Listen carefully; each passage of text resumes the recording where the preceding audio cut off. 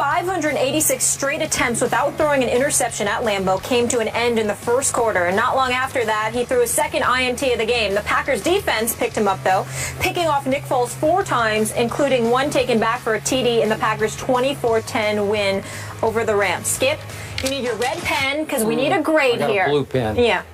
Play teacher for us. Yes. Grade Aaron Rodgers' performance yesterday.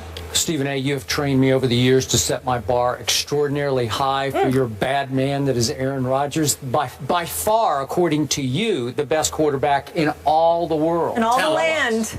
Just talent-wise. I don't understand that definition. Well, he doesn't have the numbers yet to sit there and eclipse the Tom Brady's but because he is the most gifted quarterback in all the land, all the world, all the galaxies. Yeah, all the galaxies. I like that. Let's use that. Okay. Because of that, I have to grade him on a really severe curve here, right? I do. So I'm going to give him a D as in dog. I'm not calling him a dog, but I'm just saying that he had kind of a doggy game by his standards. It's not disrespectful. It's just the God's truth. It's the God-awful truth is what it was. Because once again yesterday, and by the way, does Green Bay get to play every game at home? Do they have 16 home games? Every time I look up, he's playing at home. Doesn't it feel like that? They're home like the next 4 weeks. It's just like, well, what's the deal with them? Write this down. How does he pull that off? Well, y'all can pull up the Green Bay Packers schedule on the screen to show how Skip lies to the American people on a daily basis. So back to the grade. Yeah. Okay, so Aaron Rodgers turns the ball over not once, twice. He turned the ball over 3 times. Yeah. Obviously, he had a remarkable, all-time astonishing streak of going without interceptions at home. And he got a little bit of a bad break on a tip ball that turned into interception number 1. But then he threw interception number 2.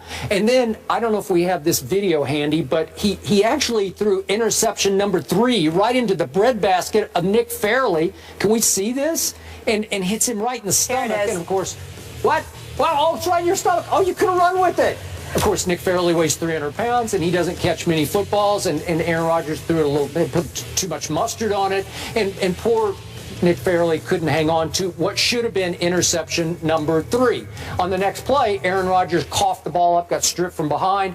They recovered, and here they went. And somehow, Nick Foles, as I always say, he's not fool's gold, he's Foles gold.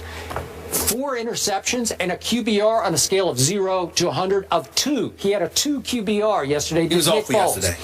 And by the way, they also missed 3 field goals yesterday at Lambeau. Greg the leg. He was, I don't know what happened to the leg. Come up with this stuff, I don't know, but seriously, he missed 3 field goals, and somehow the Rams hung in this game against the vaunted Green Bay Packers, who have a very good defense. They're all over the field. Clay Matthews just creates havoc on every other play. So my point is, by his way up here standards, because I'm grading him as if he's by far the most gifted player in the game, that was a pathetic performance by your man Aaron Rodgers in yet another home game. It certainly was far from spectacular. There is no denying that. He did throw 2 touchdown passes. He did throw for 241 yards. His premier running back, Eddie Lacy, only ran for 27 yards. Yeah, he led the team in rushing. And he led the team in rushing, so you have to take those things into consideration. There still is no Jordy Nelson. He is throwing to receivers like Ty Montgomery and James I think Jones. Ty Montgomery's a young stud. He can play. He can play, but he's not there yet. The fact of the matter is, there's a lot working against Aaron Rodgers. He just seems to make it look easy. Here's my problem with Aaron Rodgers and the Green Bay Packers right now. Be clear, I'm no Green Bay Packers fan. I'm an Aaron Rodgers fan. I think he's the best in the galaxy. Okay, he's the best on the planet Earth at quarterback. Talent-wise, he is just that elite. What I will say to you, however, is that I do think they tend to play down to competition. I do think that, you know, the stiffer the competition, they play down to it. When he needs to score points to win, he does just enough. If he doesn't need to score that many points, you see errors made. Now, the first interception of Laurinaitis got tipped off, and he ultimately picked it off. The second one was questionable because it touched the ground, but the bottom line is an interception. That's what it counted as. You can't get stripped for a fumble either. You got to protect the football, which he did not do. So all of those things he's definitely accountable for. But in the end, the reason why it was an awful performance is because we're talking about Aaron Rodgers. We're not talking, if this was a Jay Cutler performance, he deserves an A, because we ain't used to seeing that from him. But because it's Aaron Rodgers, it would be a D performance. Because you're going to give him a D? Yes, I am. Wait, Stephen A. Smith just said Aaron Rodgers gets a D? Yes, I am. D as in dog. Yes, I am. No, not a D as in dog. Just a D. You need to read the positive dog. Just a D. Just a D, because I expect more from the greatest quarterback in the NFL right now, in Aaron Rodgers. And groundbreaking. He came up significantly short. Let me tell you who will get an A grade from me. Credit to you.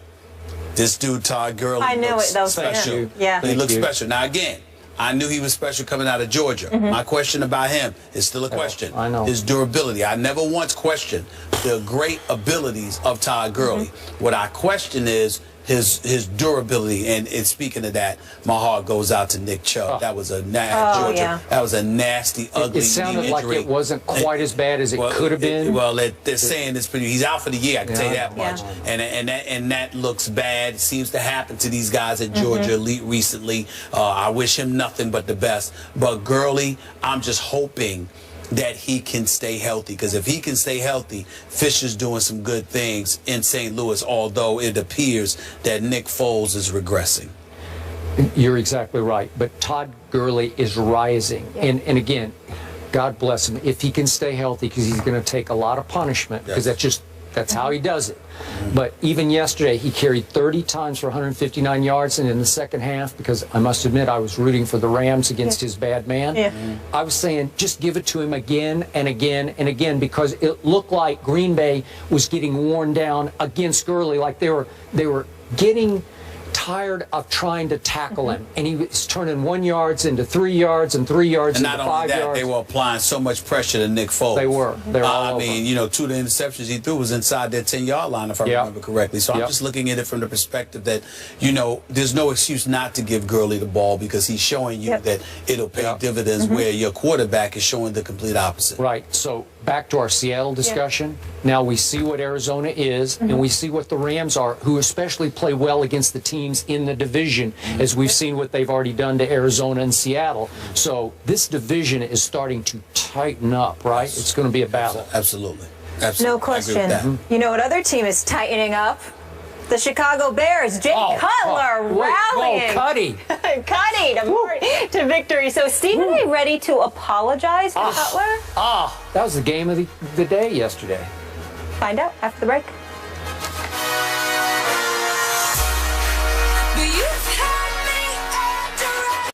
First Take is brought to you by Ford Service. When your Ford needs service, you need the specialists at Ford.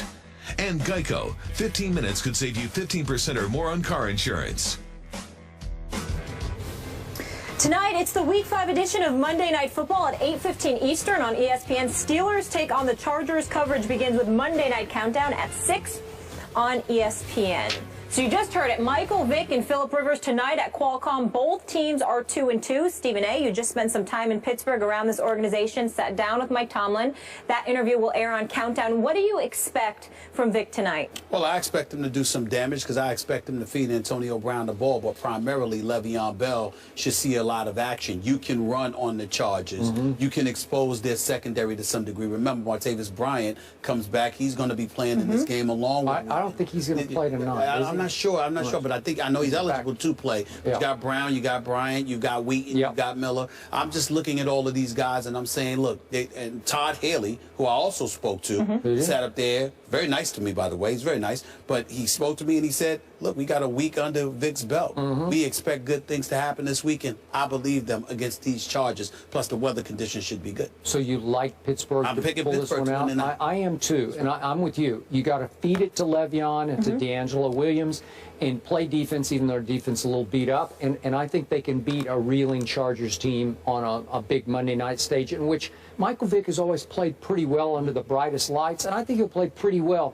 but you cannot put the game in his hands on fourth down plays at the end of the game. And no excuse, too, because San Diego's ranked 28th against the run. You should, Le'Veon Bell should see the ball. Both of you taking Steelers on the road with Vick. Can I get a score? Low scoring. I got low scoring, like 2017. I'm picking the Steelers 31-23. All right. A lot of points. Good stuff today, guys. We got a lot that was left on the cutting room floor, though, to get into tomorrow. College room. football. It's the cutting room. The cutting room. Yeah. See you guys tomorrow.